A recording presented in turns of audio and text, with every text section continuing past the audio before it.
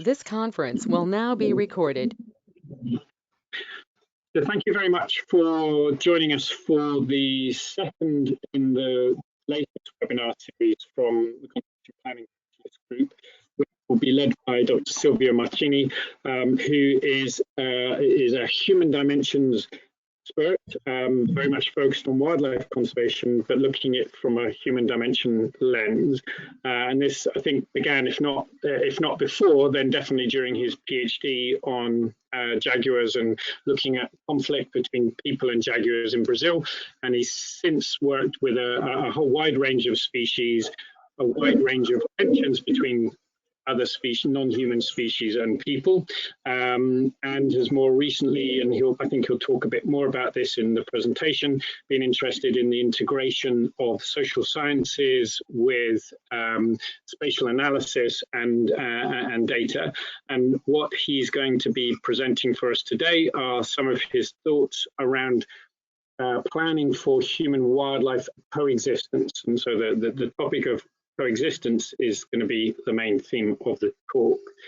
So after potentially completely derailing Silvio right at the start, giving an inappropriate introduction, I'm now going to turn my microphone off and sorry, I'm going to turn my camera off. And Silvio, if you could put your camera on, give a brief introduction and your presentation up, and then we can get started. All right. Thanks, Jamie. Hello, everyone. Welcome to this webinar. And thank you for your attention. I'm going to share my screen now, if I can.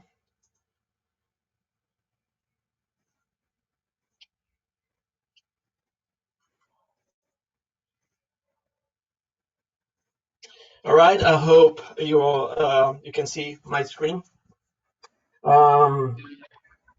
It's nice to have this opportunity to share with you some ideas and experiences around what I have been calling planning for human-wildlife coexistence. I have been developing this approach as part of my job with the Wild Crew of the University of Oxford and Chester Zoo, both in the UK, in collaboration with the University of Sao Paulo in Piracicaba, where I'm based, more precisely at the Wildlife Ecology Management and Conservation Lab, coordinated by Katia Ferraz. We have been looking at ways to improve our understanding and management of human-wildlife interactions. And within this field of research and application, two words or concepts have received increasing attention: conflict and coexistence. These two concepts have been historically portrayed as antonyms. Fundamentally, conflict refers to the problem and coexistence to a desired condition. This figure shows that conflict has received far more academic attention than coexistence, but the scientific literature on coexistence has been growing faster, apparently exponentially or close to that, in the last 8 years or so.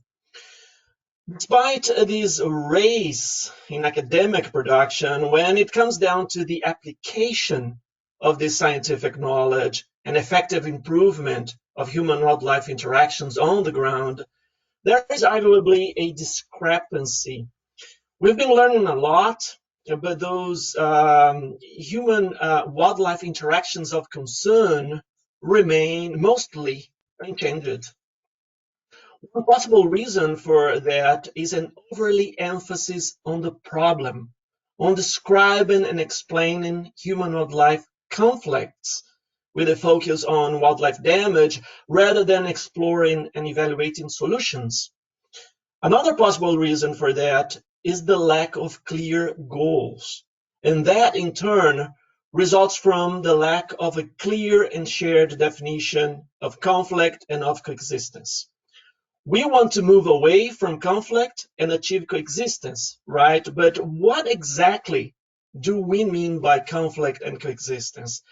How can we find the right path, get there, if we don't know exactly how it looks like? There's a current debate about definitions, but in the meantime, projects and programs have to be clear about their goals if they want to cause the right changes in order to improve human-wildlife interactions. In some other cases, projects and programs do have clear goals. They know exactly the impact they want to cause.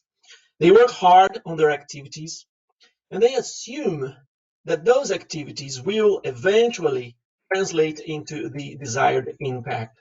For example, a project whose mission is to save the jaguar by increasing its population. In order to achieve that, they build electric fences to prevent livestock depredation.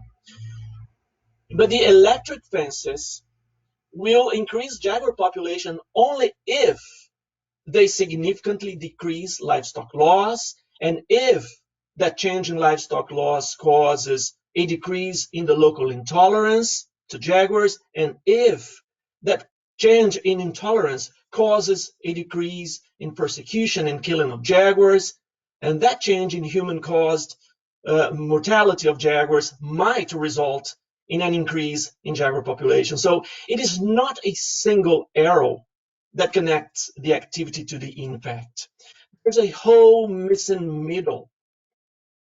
And the point I want to make here is this missing middle inevitably involves people, human thoughts and actions. The problems we want to resolve in conservation are not ultimately in the wildlife or their habitat. People are ultimately the problem, and therefore the solution. But because the average conservationist lacks the proper training in the social sciences that is required to assess human thoughts and actions, intolerance and persecution, for example, it is no surprise that these intermediate steps have been typically overlooked. Activities will arguably translate more effectively into impact if the intermediate steps bridge what we do, the changes we want to cause are taken into account, and these intermediate steps will include changing human behavior. So this is the structure of my presentation today. Address the issue of unclear goals in the field of human-wildlife conflict and coexistence. I will present a proposed framework for assessing human-wildlife interactions. I believe this framework can help managers and decision makers to define clear, objective, measurable goals for their programs and projects. As for the issue of the missing middle, I will briefly talk about model-based decisions, more specifically about how behavioral and behavior change models have been used to guide decision-making in wildlife management. I then take one or two questions from you, if you have any question at that point. In the second half of the webinar, I will talk about structured decisions, more specifically about the theory of change as a way to connect activities and outputs to intermediate outcomes to the desired impact, and how this results chain can be used as a monitoring and evaluation framework. And I will finish up by briefly telling you a bit about how we've been applying this approach and increasing the required capacity among managers and decision makers. While the academic debate about the definition of coexistence and conflict and how these two concepts relate to each other remains inconclusive, we've been developing a conceptual framework for practical purposes, more specifically for planning purposes, as it can be used to assess the situation, to help set the goals, and to monitor and evaluate the results. The idea is to assess the human-wildlife interaction by looking at its two dimensions. The wildlife situation goes from very poor to very good. The parameter here can be population size or conservation status, for example. And the human situation, also from very bad to very good. Again, you use the parameter that best suits your work. It can be attitude, tolerance, happiness, well-being, etc. It can be a single parameter or a set of parameters, one at a time or combined in an index. When endangered wildlife causes damage to people and people retaliate, we have the classic human-wildlife conflict situation. Here, wildlife receives a negative impact from humans. People are mostly happy, except the conservationists. Here, wildlife is doing well, but some people are annoyed, are bothered. Vehicle collisions and zoonotic diseases are a hassle and can be associated with both endangered and abundant wildlife. And this is what we want, the win-win situation, right? We call this in Portuguese and Spanish, convivencia. There isn't a good translation of convivencia into English. It means literally to live together. Well, you live together with your family in the same house, and that should be fine, but is it realistic to ask people to live together with tigers, elephants, crocodiles, or sharks? I would argue that in most cases, it would be good enough if we had a situation that is represented by this line here. Neither side is doing poorly. We don't necessarily like each other, but I don't cause you harm, you don't cause me harm, so that we can continue to coexist. So this line is my operational definition of coexistence. And the goal of planning for coexistence would be to shift human-wildlife interactions towards a condition of greater mutual benefit, or whereby, at the minimum, none of the parties involved, wildlife and humans, individuals and institutions, receives a significant negative impact from the other, so that their existing together can be sustained. Just as a way of illustration, the same species, the jaguar, as a predator, domestic animals and likely to be killed in retaliation. The jaguar as a resource in the illegal trade of its spots. Jaguar as a nuisance in someone's backyard in an urban area, and the jaguar as a tourist attraction. In the left half of the figure, we have a conservation problem since the wildlife situation is bad. In the bottom half, we have a social problem because people's situation is bad. The left half has received more attention from conservationists. The objective here is to move the situation to the right. Well-established methods of ecology and genetics are used to determine where along this axis lies the situation to be changed. To assess the situation along the vertical axis, however, we need social sciences. We need the theories and methods of the social sciences, and that's why assessments along this axis are less common. I think it's safe to say that most endangered species do not cause any significant perceived impact on people, neither positive nor negative. In those cases, the situation does not have an important social dimension, and it can be properly assessed unidimensionally by looking at the species axis only. It's about conservation only. But the greater the social impact of the interaction, either negative or positive impact, the more the assessment and therefore the planning will benefit from this framework that integrates the ecological and social dimension.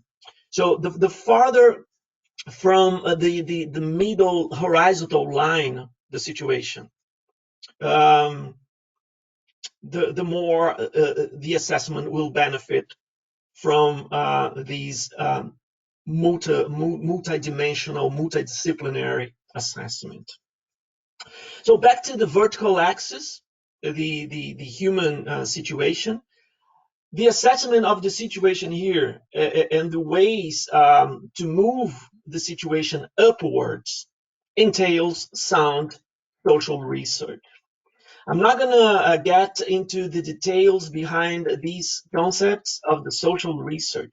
These are just examples of the concepts that anyone who's making decisions in planning for coexistence should be aware of. Conceptualization, which is the process of specifying precisely the meaning of the terms, is particularly important in our field. What exactly do we mean by conflict, coexistence, tolerance, acceptance, attitude, feeling, etc.? Only when properly conceptualized, we can operationalize the concept. In other words, we can measure it. Reliability and validity are ultimately about the robustness of the study and of the measurements, and both have been mostly overlooked by wildlife scientists working on human-wildlife interactions. With the right conceptualization and operationalization of the social parameters, we can use the framework to assess the situation and set the goals. In this example, the geographic scope of the project is the Iguaçu National Park in Brazil and the communities outside the park. The conservation goal is to increase jaguar population from the current 28 individuals to, let's say, 35. The jaguar in the area, like elsewhere, causes an impact on people, measured here by this parameter, intolerance. And the overall goal of the project is to cause changes in both population size and tolerance simultaneously towards existence. This point in the figure refers to one specific stakeholder, the ranchers, but there are other stakeholders who are affected by jaguars, tourist guides, for example. A previous stakeholder mapping would reveal who must be engaged. See, this figure describes in a nutshell the current situation and the desired changes. We use this framework to get all the members of a project on the same page regarding what changes they want to cause, who needs to be involved, and the time frame for the changes. I'm impressed by how seldom, how infrequently project and program teams can provide these details off the top of their heads. Well, once we know the where, what, who, and when, the next question is how cause change. And the answer is this, making better decisions. Model-based, structured, and participatory decisions. By model-based decisions, I mean decisions that are based on evidence rather than assumptions. Particularly useful in planning are the evidences of causality. Because human behavior is behind any conservation or wildlife management issue, these causal models of human behavior have been used to support decisions. The theory of plant behavior is used to predict specific behaviors from attitudes, social norms, and perceived control over the behavior. And the hazard acceptance model to predict tolerance and acceptance. Tolerance and acceptance are understood here as a more general behavior toward wildlife. In this model, tolerance is determined immediately by the balance between perceived benefits and costs of sharing the space with wildlife. Just as an example, we used a model adapted from the theory of plant behavior to examine the killing of jaguars in Amazonia and the Pantanal, and found that descriptive norms and social identity, group identity, were important factors. Ranchers who believe that other ranchers kill jaguars and that killing jaguars is part of their cultural identity were more prone to kill jaguars themselves. This is this is another example. Using the hazard acceptance model, we found that local credibility of the conservation agency, more specifically the Parks Authority, had an effect on the acceptance of jaguars and pumas around protected areas in the Atlantic forest. The lower the credibility of the park, the lower the acceptance of the big cats. Causal models like this can help managers to select the right intervention. For example, uh, if the if research reveals that people do not know enough to understand the problem, then we provide information. That's what we do in environmental education, for example. But a common pitfall in behavior change is to assume that the more people learn, the more people know, the better they will act. So all we have to do when it comes down to people in the context of conservation is to educate them. That is not always the case. Research may reveal that people know about the problem, they do not care about it, and in that case, we will need other types of interventions like incentives, persuasive communication, social marketing. As an example, we evaluated the efficacy of different school-based communication interventions to prevent jaguar persecution among ranchers and farmers in southern Amazonia. One of the interventions was the use of this book. This book was designed to communicate relevant information such as actual risk posed by jaguars and the ways to prevent damage, to communicate this information in a very user-friendly way. And we found that the effect of the book on the factors that demonstrably determine people's intention to kill jaguars in that region, such as perceived impact of jaguars on livestock and on safety and on human safety, and social norms regarding the killing of jaguars, was greater on the adult who received the book from their children through the local school than on the adults who received the book directly from us, researchers and conservationists working for a local conservation NGO. So this result suggests that those fathers and parents were influenced not only by the information conveyed in the book, but also by the message implicit in a respected community institution, the local school, and therefore other community members supporting jaguar conservation. So this is social norms in action, and this is the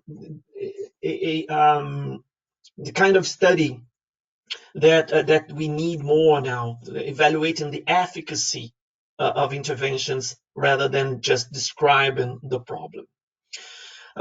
Research may reveal that people care but have no alternatives. Then we have to find alternatives. Perhaps people have alternatives but lack the necessary skills to adopt the new practice. Then we need to offer training. Perhaps they have the skills but face external barriers. Then we have to remove the barriers. This is not a protocol.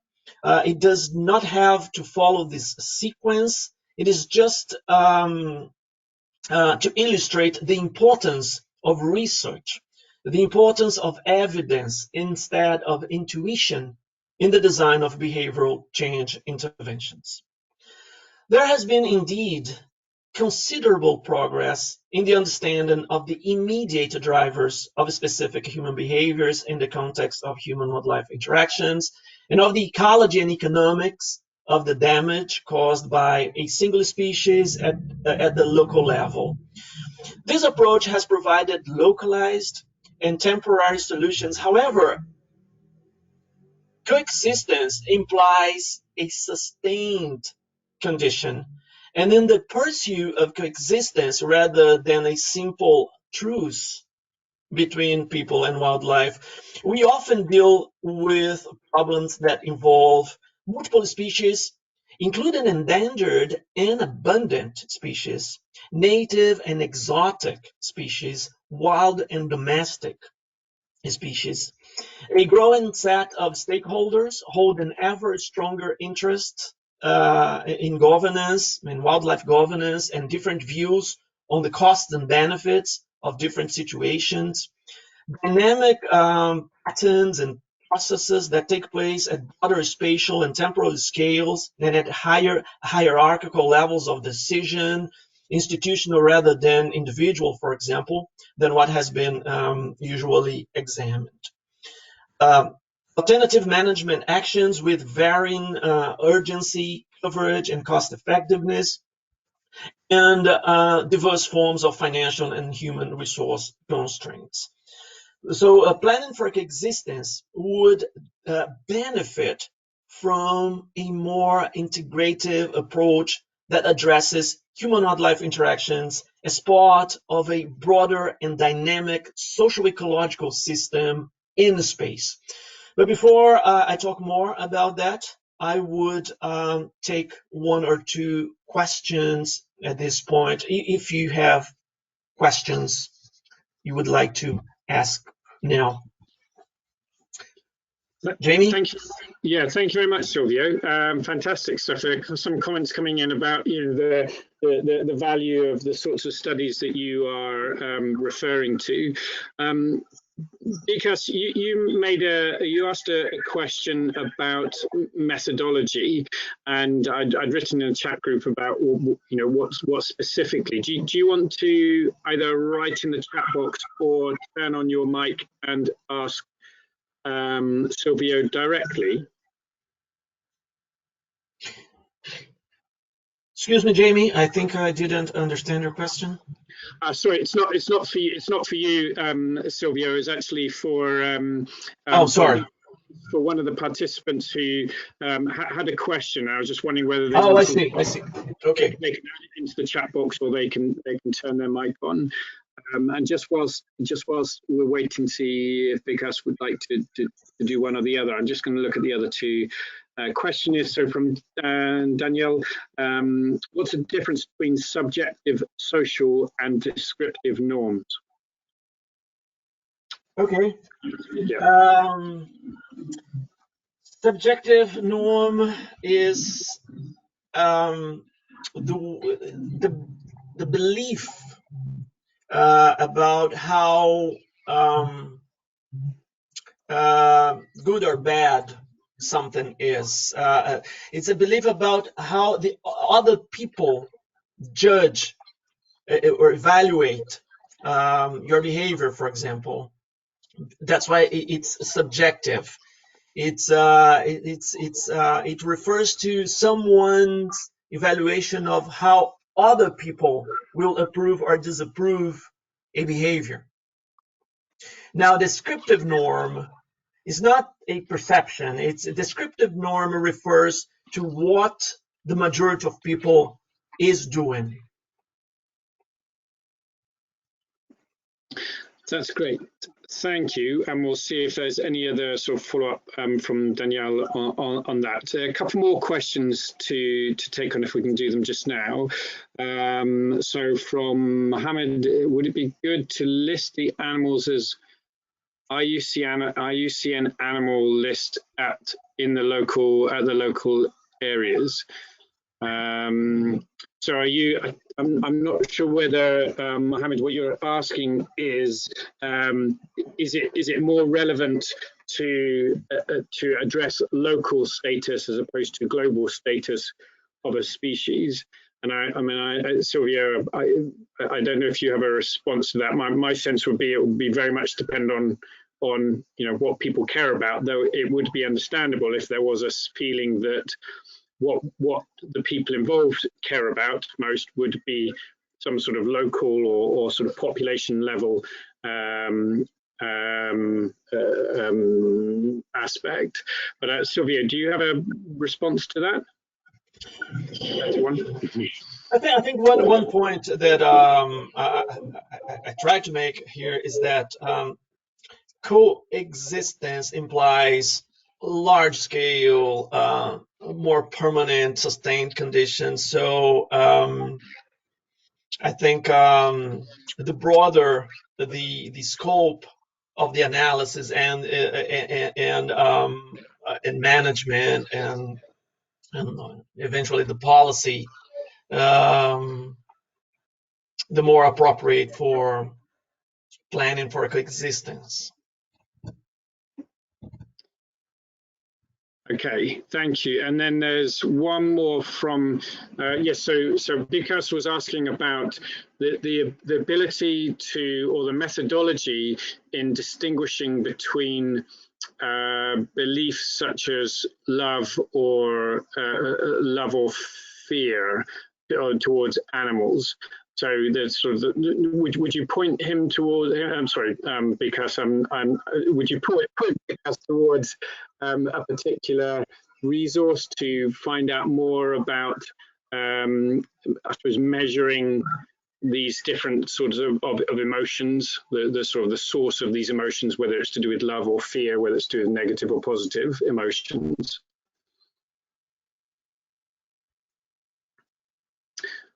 Sylvia, did that make sense? Would you point to any particular resource that's worth having a look at for understanding how you might distinguish between, or how you might assess beliefs, both positive and negative, such as love or fear?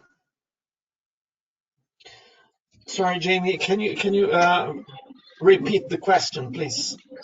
So if one is trying to quantify or qualify emotions such as love or fear and move them and know whether they're moving in a certain direction, is there a resource that you'd point to that you'd say this would be a good starting point if you wanted to understand how to measure those sorts of emotions? Mm-hmm. Yeah, emotions are tricky. They're more challenging to evaluate, to conceptualize, and to operationalize. That's why they have received less attention than cognitions, like attitudes, knowledge. But there has been a growing interest and a significant progress in this field. There are some interesting resources. Something that occurs to me is the chapter by Jacobs and Vasky in the book I edited, and I showed the cover of the book, Human-Wildlife Interactions Turning Conflict into Coexistence. And they have a nice chapter addressing, let me see here, understanding emotions as opportunities for and barriers to coexistence with wildlife. Martin Jacobs and Jerry Vasky.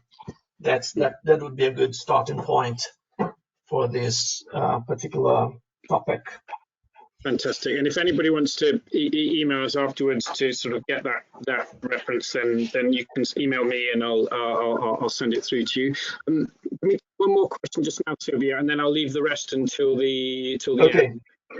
end. So actually, we'll just wrap up the comment from Danielle, where they were asking whether or not, in fact, social and subjective norms are the same thing. Subjective norms and social norms.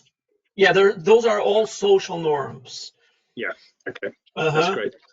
That's great. So those subjective social norms and descriptive norms, they come from different theoretical frameworks. Subjective norm has been addressed within the theory of plant behavior. Now, descriptive norm and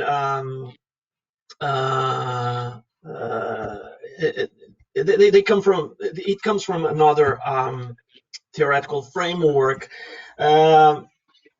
One is subjective because it's just the way one perceives it. It might or might not reflect the reality. Now, a social norm is something real. Is what people are doing, and that's what descriptive norm is about. And now there is another type of norm that refers to not about to what people, the majority of people are doing, but to what people support or rejects. So one thing is we are moved. Social norms are very important because we are social animals. We are moved by the norms. It doesn't matter if it's a real norm or a perceived norm. So and we evaluate what is the right thing to do, or socially the right thing to do in terms of what the majority is doing and what people approve or disapprove. Those are the two types of norms we evaluate in our decision making, our personal decision making, before we decide to engage in a specific behavior. Thank you. And then just because this ties up actually one of the parts you presented on, there's a question about whether the children in the Jaguar case study, whether that was an illustration, the results were an illustration of them influencing, or I suppose partly the school as well, influencing the social norms. Exactly. Yeah. Okay. Yeah. That's great. Our interpretation of the results is that the adults might have changed their perceived, their subjective norms after getting the book and other materials. The book was just one of the materials we used. When they got that from their children with support from the local school, we managed to change subjective norms, social norms. Those adults now perceive jaguar conservation as something more prevalent in the community than before, and prevalent among those they care about, their children and the teachers and so on. So that's an example of how we can change social norms in the benefit of conservation and ultimately coexistence.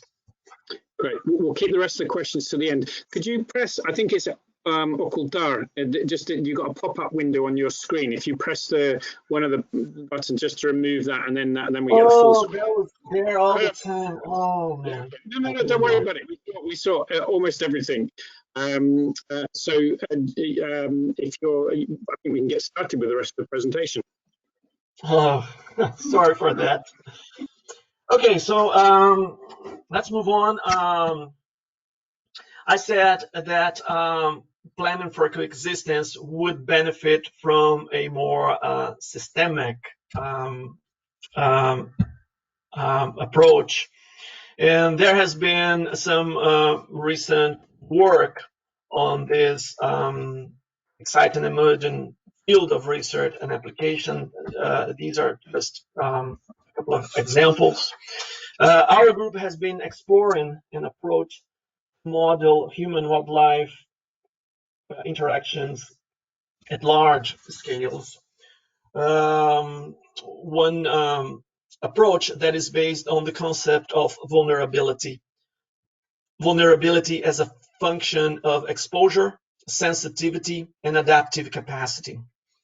I think this approach is particularly promising because it combines the different dimensions of human-wildlife conflict. Exposure is about the tangible ecological aspects of the interaction.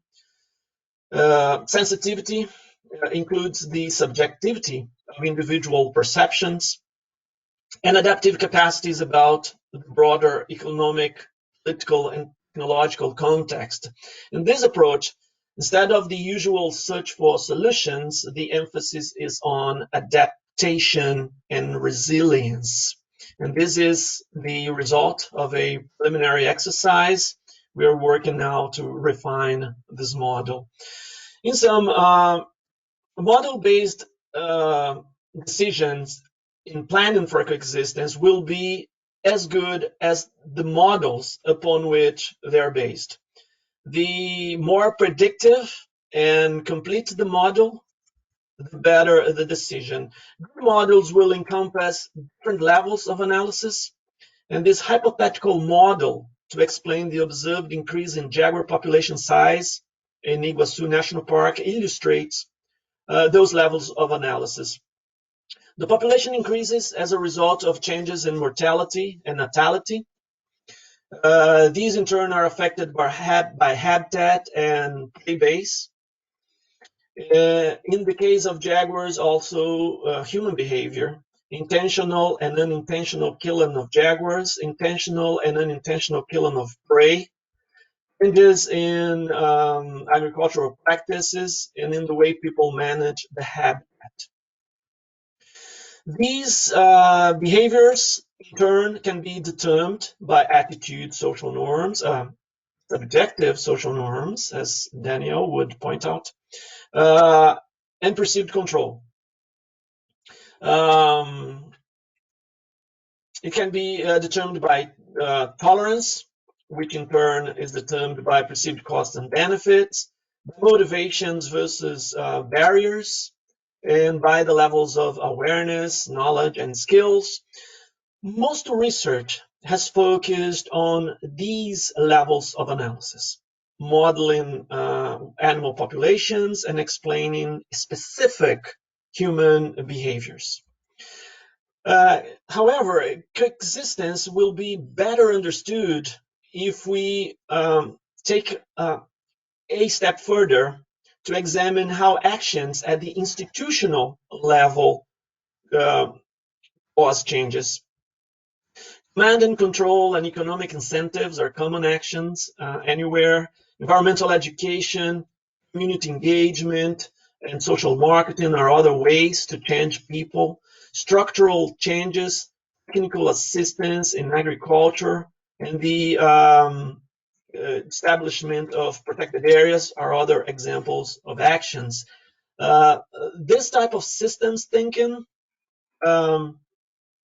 is not common in human-wildlife conflict projects, even though this process can help researchers and decision makers to see the big picture, to know what is evidence versus assumption in these causal relationships, to identify key hypotheses to be tested, and to take into account things like unanticipated side effects, negative impact of protection on people's trust in the park authority, for example, and feedback loops like the negative effect of more jaguars on people's tolerance.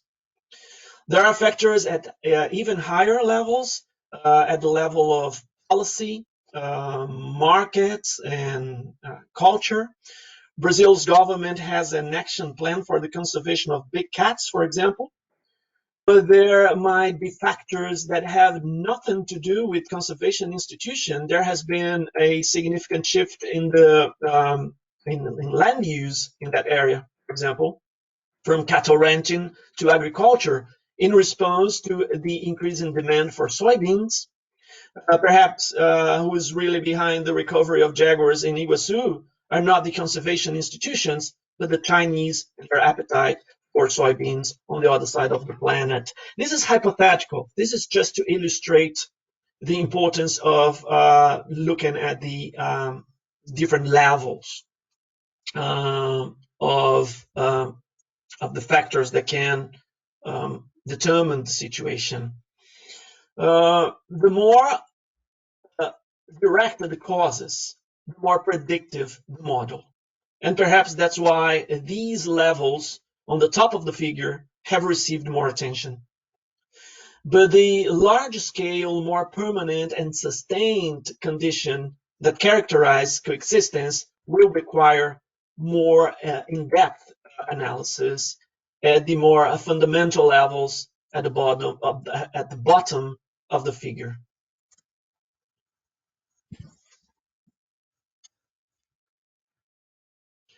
Back to the decision making.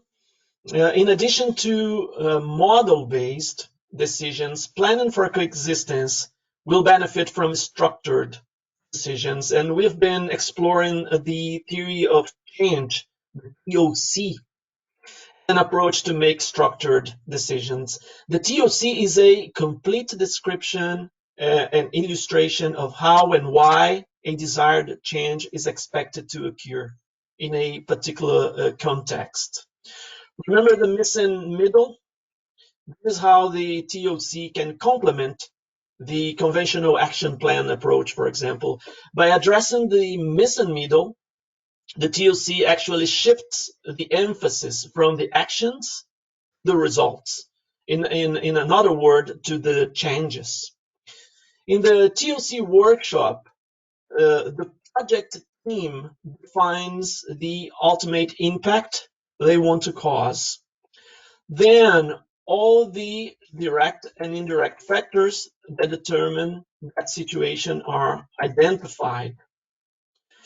This results chain will reflect the collective capacity of the participants in the room, the participants of the workshop.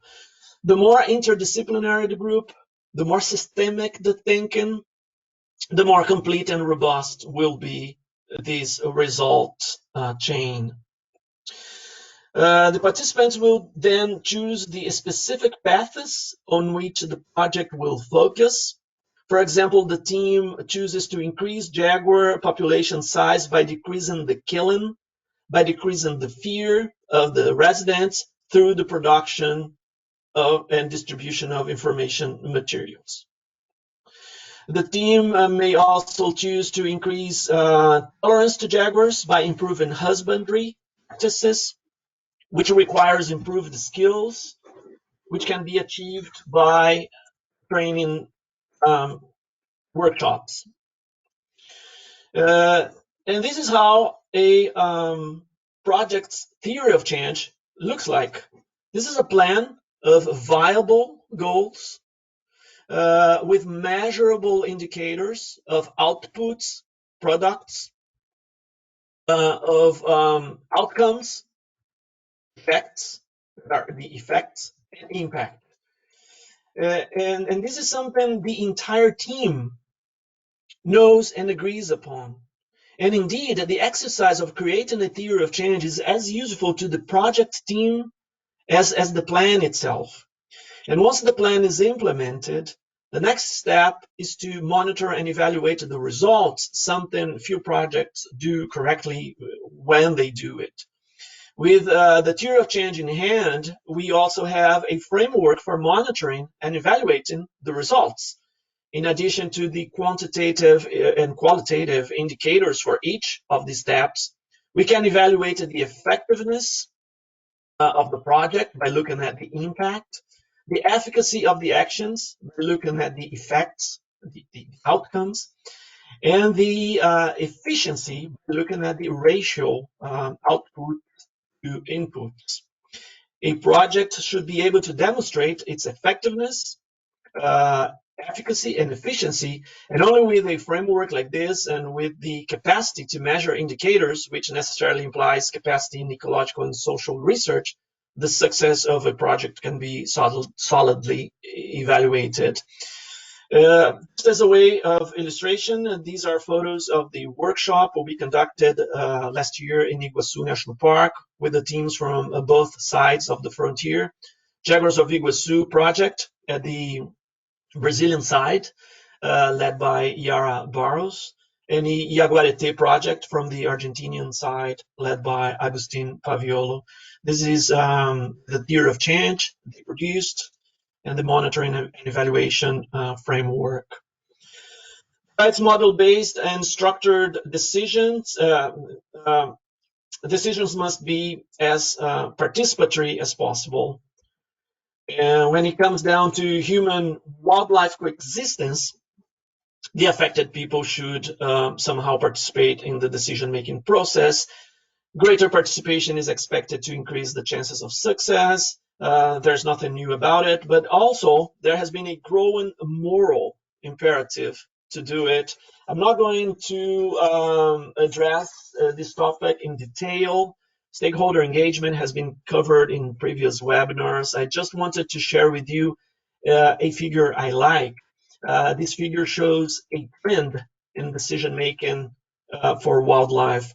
Scientific wildlife management was founded at the beginning of the last century, and decision making was based for decades only on ecological considerations.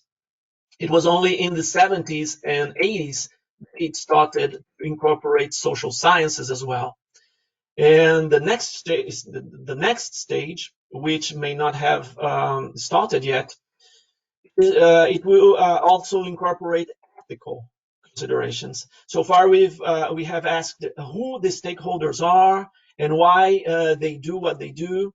And from now on, we will ask also what is right and what is wrong for humans and non-humans from an ethical point of view. Perhaps an evidence of this trend is the recent growing interest in bringing together justice and conservation, as exemplified in these recent publications. This evolution from ecology only to an interdisciplinary approach in decision making has arguably been hindered by the general lack of training in the social sciences among wildlife scientists, managers, and decision makers. And in a response to that, I have been teaching human dimensions of wildlife since 2010. In addition to short courses, I also taught human dimensions as a graduate course at the University of Sao Paulo. More recently, starting in 2018, I have focused on the topic of decision making and planning in my course. I have had the opportunity to present this approach and discuss it with the participants of the course in Peru, in the United States, in Malaysia, and in Chile. And we are now designing a new graduate course for the graduate program on applied ecology of the University of Sao Paulo. The course is on planning for conservation and human-wildlife coexistence. This is a tentative title so far, and it will be taught by Katia Ferraz and myself starting in 2021, early next year. I have also been running a growing community of practice that gets together once a month. It's an opportunity for people to share their knowledge and experience and learn from each other. Everyone is welcome to join. I have a growing group on Facebook too, Human Wildlife Coexistence, Science and Practice. Again, everyone is welcome. And for those who don't know this yet, the IUCN Task Force on Human-Wildlife Conflict, of which I'm a member, has a resource library that might be useful if you want to learn more about some of the topics related to what I addressed in this webinar. And one more thought that I would like to share with you before I finish is about the way we communicate what we do, more importantly, about how the affected people might understand it. When it comes down to human-wildlife interactions, and if there is any antagonism in this interaction, in other words, if what is good for one of the sides is not necessarily good for the other, conservation will favor one of the sides, that of wildlife. The mission of conservation, by definition, is to save species and ecosystems. And if your goal is to mitigate a conflict, you should play the neutral third party. And conservationists, by definition, are not neutral. If there is a conflict between, let's say, ranchers and jaguars, and you mediate that conflict, introducing yourself as a jaguar conservationist, the other party, the ranchers, might not trust you. Resentment and distrust towards environmental agencies among ranchers and farmers is widespread indeed. The term human-wildlife conflict does not place the emphasis on the wildlife, on the interaction and frame it as a negative interaction. Sometimes the people involved were not aware that there was a conflict. They were not aware. They were not even aware. They didn't know they were involved in a conflict. Independent now of Brazil, for example, jaguars have always killed livestock, and people have always killed jaguars, but they didn't know that was a conflict until some researcher first asked them in an interview, the conflict I have with jaguars in my ranch is unbearable. Strongly agree, neither agree nor disagree, etc. So that's how a human-wildlife interaction turns into a conflict. Contrast, existence will be understood as a positive interaction, um,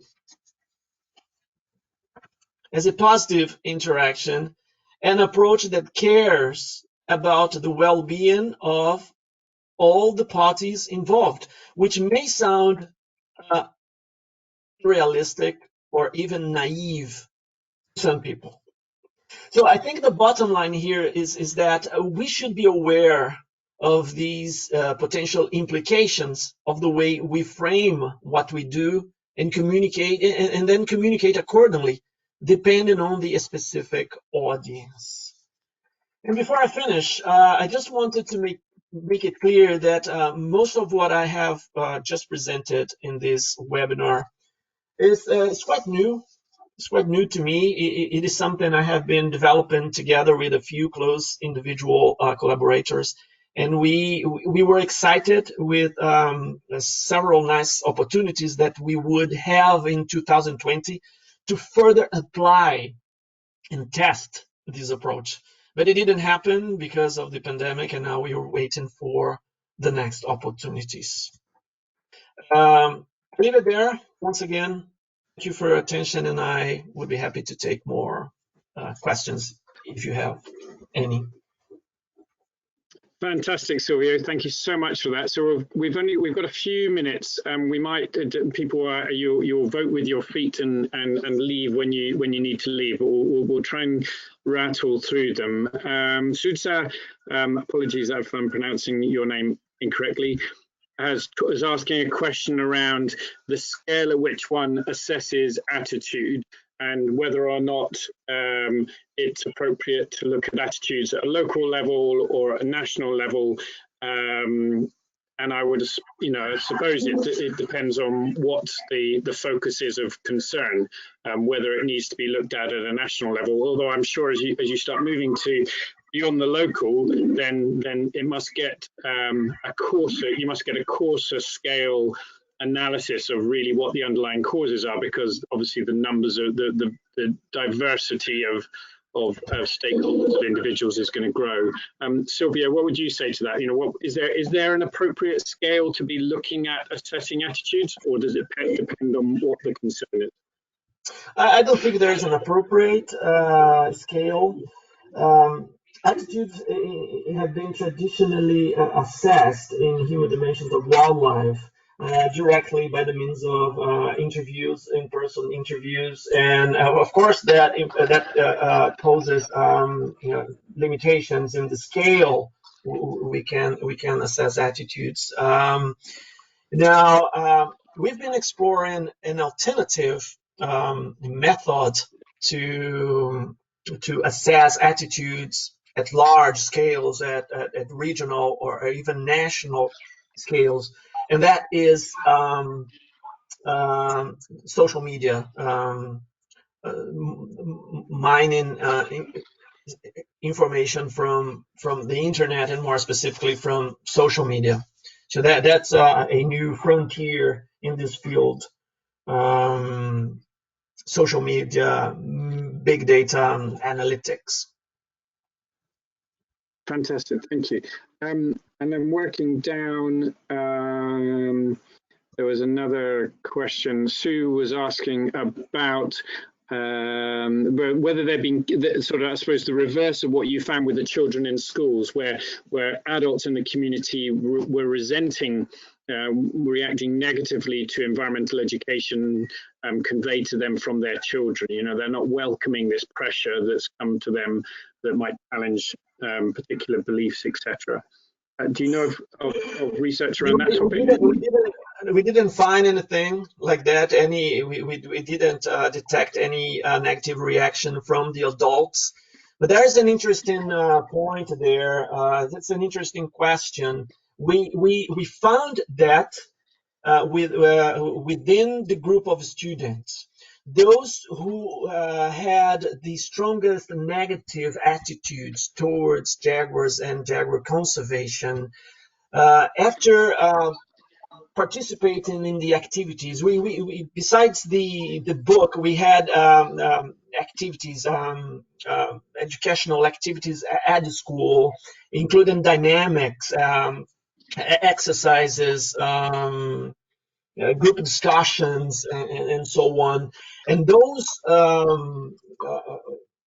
students who had the strongest negative attitudes, after participating in those discussions, their attitudes were even stronger, even more negative. And our interpretation of that was that we were witnessing the so-called psychological reactance or boomerang effect, when you try to when people feel that someone is imposing something on them, imposing a belief, imposing something, they react, and the effect will be exactly the opposite of what we wanted. Thank you. There are a number of points being raised about I suppose, the theory of change that you are presenting, and use of indirect and direct threats, etc., and whether or not this is sort of coming from open standards, or what I think is now called conservation standards. And Sylvia, you can add to that specifically to do with this. In general, though, the use of theories of change are examples of types of causal flow diagrams, which are used in a whole range of contexts.